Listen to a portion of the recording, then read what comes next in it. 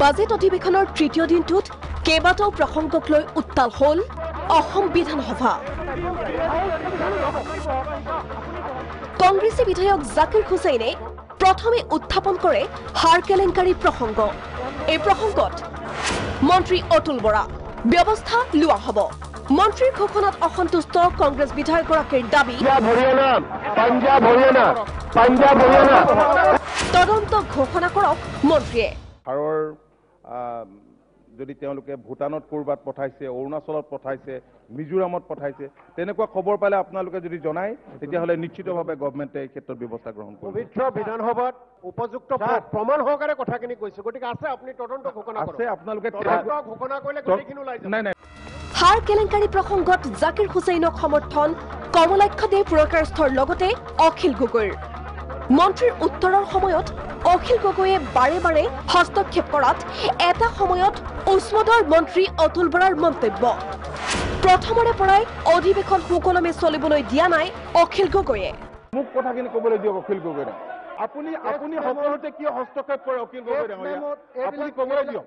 এইবিলাক কথা সদায় শুনিলো। অকল আপুনি বেলেগৰ লগত কৰিব, মোৰ লগত কৰিব।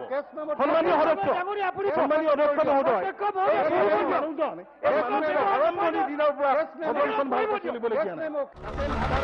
বিধায়কৰ সময় কৰ্তনক কেন্দ্ৰ কৰি উত্তাল হ'ল বিধানসভা। আমিনুল ইছলামক অতিৰিক্ত সময় নিদিলে উপাধ্যক্ষই। অতিৰিক্ত সময়ক লৈ উপাধ্যক্ষৰ যুক্তি। এনেকৈ দিলে নহ'ব নহয়। কিয় নহ'ব? কৈ থকা সময়ত তেনেকৈ দিলেতো নহ'ব। আগত নটিচ দিব লাগিব আপুনি। আপোনালোকৰ টাইম এলট কৰিবলৈ গোটেই শিডিউল কৰা হৈছে এইটোত। না, যিহেতু আমাৰ লিডাৰে দিছে, হাউজত থিয় হৈ আমাৰ লিডাৰে টাইম বঢ়াব দিছে। আপোনাৰ আপত্তিটো আপোনালোকে কিন্তু উপাধ্যক্ষৰ মন্তব্যত পতিয়ন নগৈ এওডিএফৰ যুক্তি। সময় বৃদ্ধি কৰিব পাৰে বিধায়িনী দলৰ নেতাই। হাউজত থিয় হৈ আমাৰ লিডাৰে টাইম বঢ়াব দিছে।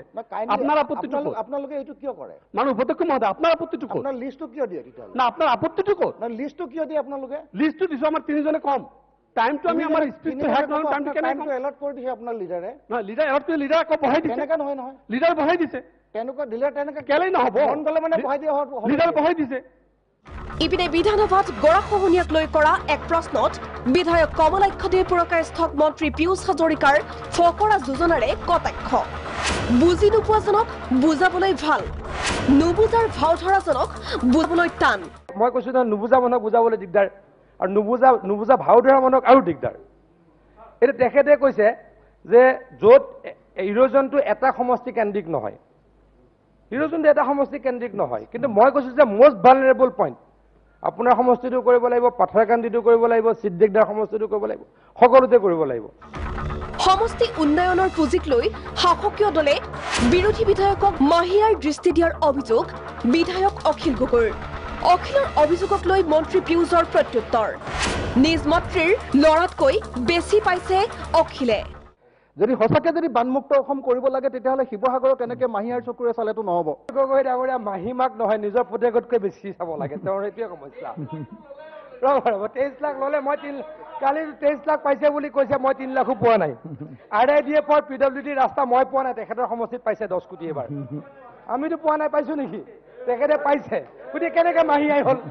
এনে বাদ বিবাদৰ মাজত ৰুলিং দিবলৈ গৈও যেন হাইৰাণ অধ্যক্ষ বিশ্বজিৎ দৈমাৰী।